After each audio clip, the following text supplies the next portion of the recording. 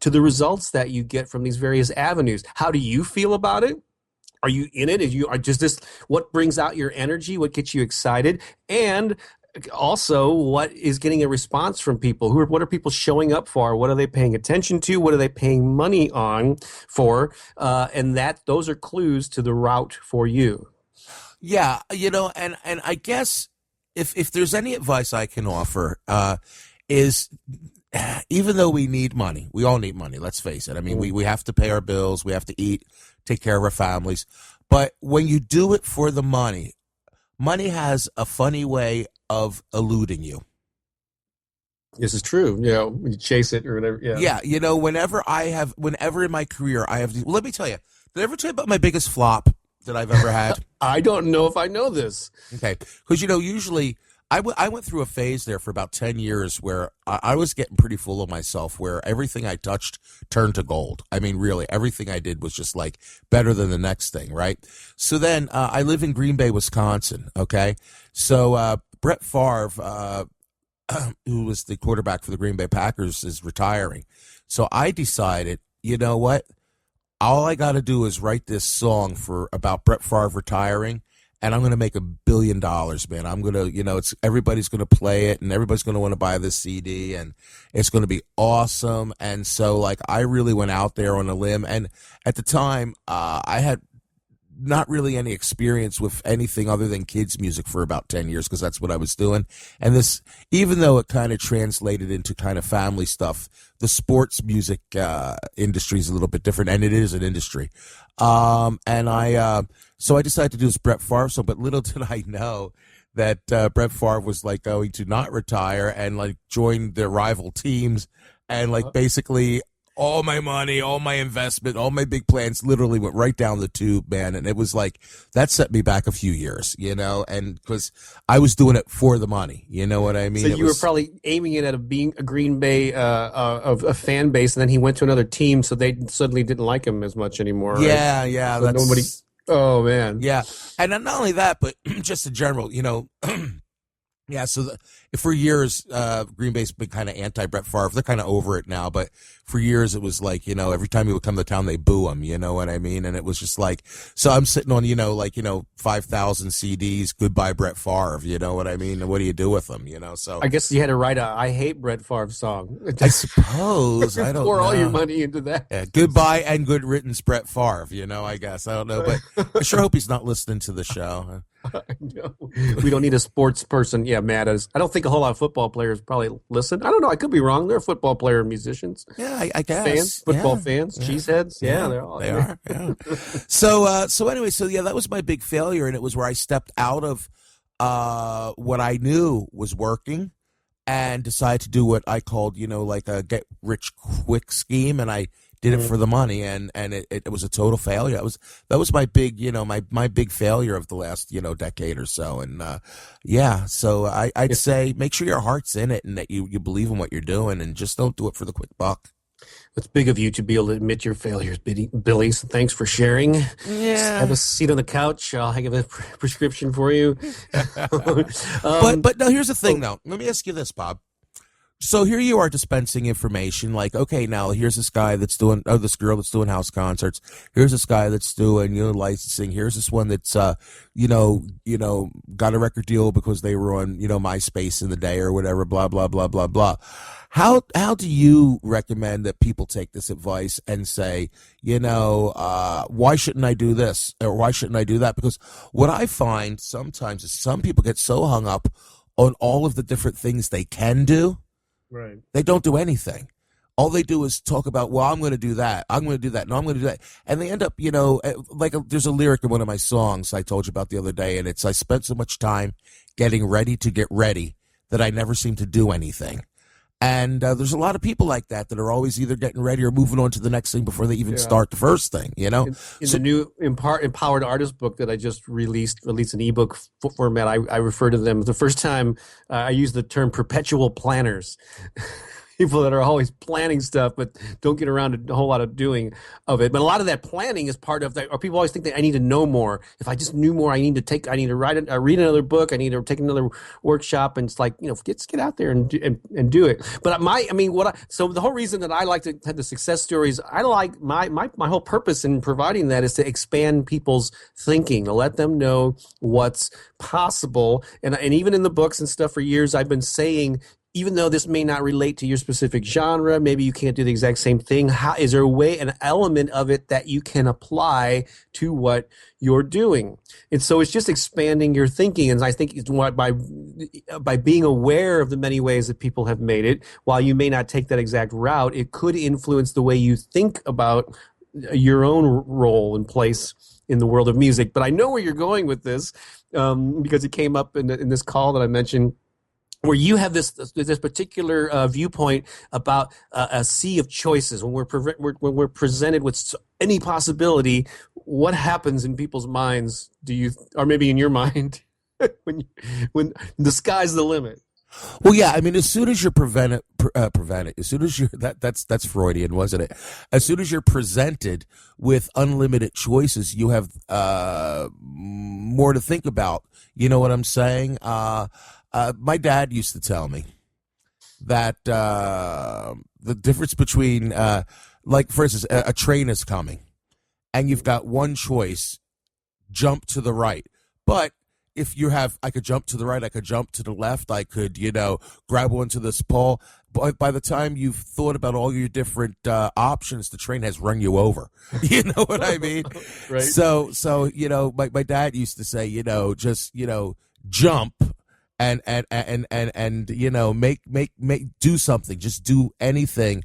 Don't think about it too much, because you can always make course corrections once you're in the process of moving, So I believe that it's important to always be making forward motion and have the goal, whatever the goal is, in mind, so at least you're going in the right direction. Like in other words, if you want to be going to the North Pole, as long as you're still moving north, that's a good thing. You don't want to be going south or east, but as long as you're still moving north, you can keep making those course corrections until you get to the North Pole. You know what I mean?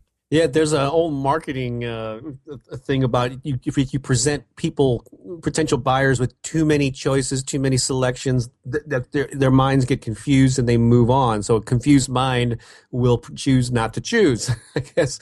And so how that applies to creativity or career path, I guess, is that it is a conundrum. I think I mentioned it at the top of the show. It's a double-edged sword. Being aware of all these success stories, all these ways that people have succeeded, could potentially paralyze some people because they don't know what to do.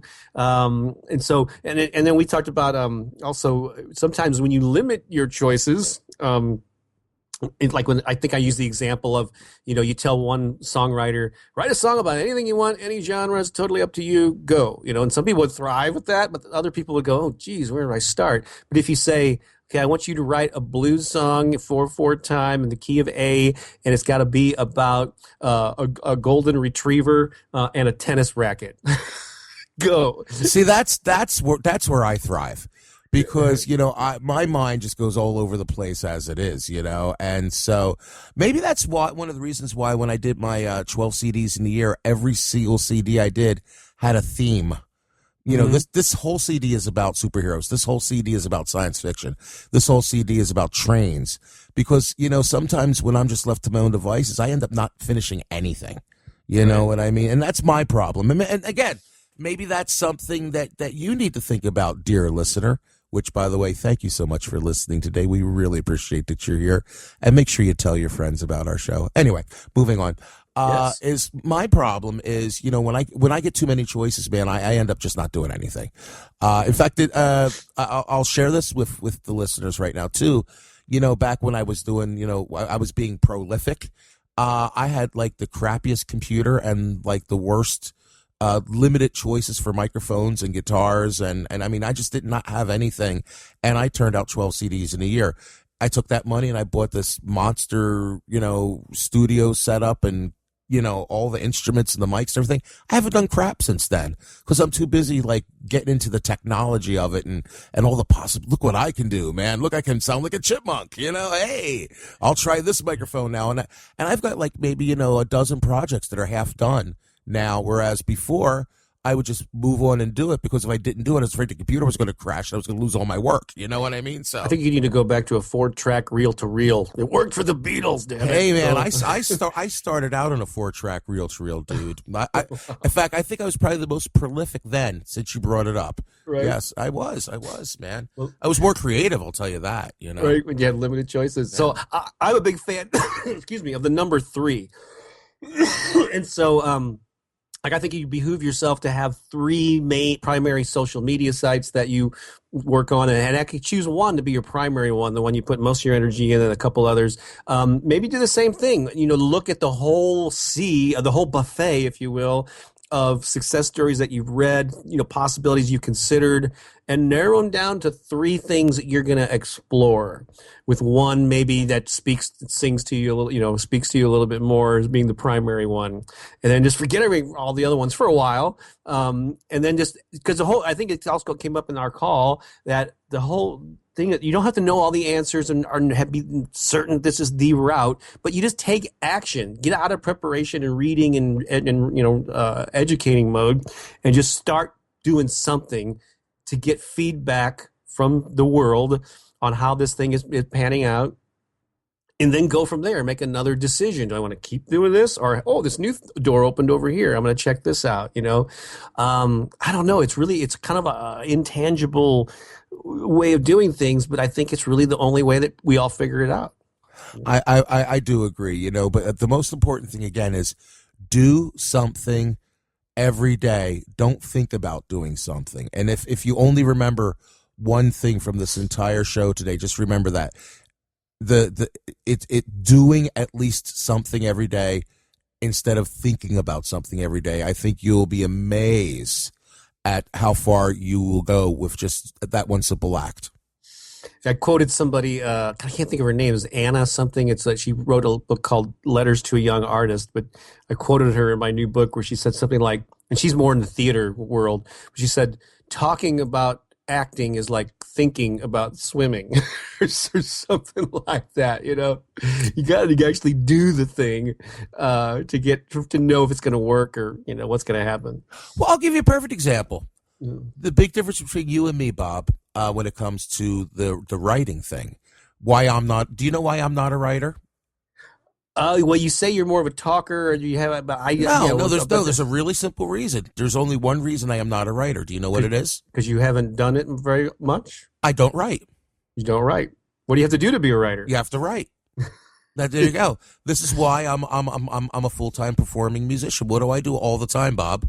You play music in live settings and spend time reaching out to venues to book gigs. 7 days a week. 7 days a week, man. That's what I do. So that's why, I'm the full-time musician and you're the full-time author, and why we dabble in the other things. And that's the bottom line. And again, the time you spend doing the thing that you do is who you are, what you are. You need to spend more time doing that. Mm-hmm. Again, my thoughts on all this are very simple. Be aware of what everybody else is doing and do something and borrow all the best ideas that make sense for you. Right. And sometimes they won't make sense at all for you, but when you can find that, something that inspires you and you can apply to yourself, go for it. I mean, I've done that my whole career, and the things that I do are definitely an amalgamation of stew of different things I've been exposed to, combined with my own personality, my own style, and that's how we all find ourselves and our place in the world. There you go. Boy, man, we're getting really deep now, aren't we? Oh, man, I think this was a good episode. This is a great episode. I consider this an inspirational one. Like, a lot of times, we're really big on saying, well, this is the A, B, C, D, X, Y, Z of it. But, sometimes you just need some inspiration. I'm hoping that you found some here today. Absolutely. It's episode 57, the Heinz 57 episode. We're definitely... Did D. Moore stew effect. Yes. Boy, we're big on dropping those. Oh, did I drop that? Let me pick that name up over there. I didn't even catch that one. I'm not enough of a geek, fairly. Well, anyway, guys, thanks for joining us. If nothing else, We hope we inspired you and entertained you a little bit, and that you're going to go do something awesome as soon as you move on to the next thing you're going to do today. Anything going on, Bob, that you want to share? I know you have a new book out. Yeah, the new what's currently an ebook format on Amazon. It's going to be expanding to other, iBookstore and all that soon. And I'm, sure there'll be a paperback out. But it's called The Empowered Artist. I'm really thrilled about this book, and it actually covers a lot of stuff that we talked about today about doing the work and being